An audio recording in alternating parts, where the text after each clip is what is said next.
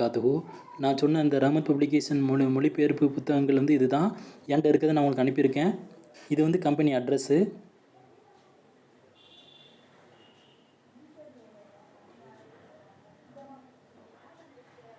இது மாதிரி 3 வால்யூம் இருக்குது.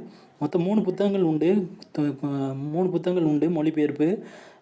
நீங்கள் வந்து எடுத்து படிக்கலாம். இன்னொன்று வந்து இந்த புக்கு உள்ளே எப்படி இருக்குங்கிறதையும் நான் காட்டுறேன் பாருங்கள்.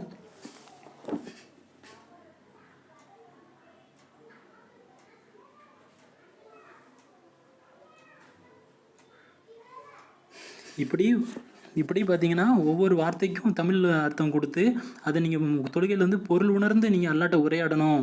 நீங்கள் தொழுகையில் என்ன நினைக்கிங்கிறது அல்லாஹ்க்கு தெரியணும். நீங்கள் என்ன உணர்றீங்க அதனுடைய அர்த்தம் தெரிஞ்சு நீங்கள் வந்து அல்லாட்ட உரையாடுறீங்களா?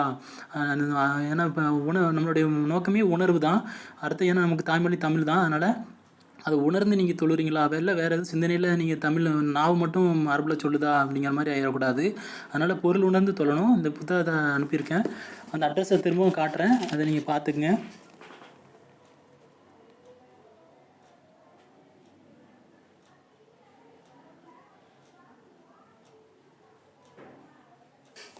இன்ஷா அல்லாஹ் அல்லாவுக்காக மறுமைக்காக இந்த குர்ஆன் இதில் மாதிரி 3 புத்தகங்கள் இருக்குது. படித்து பின்பற்றுங்க மறுமைக்காக.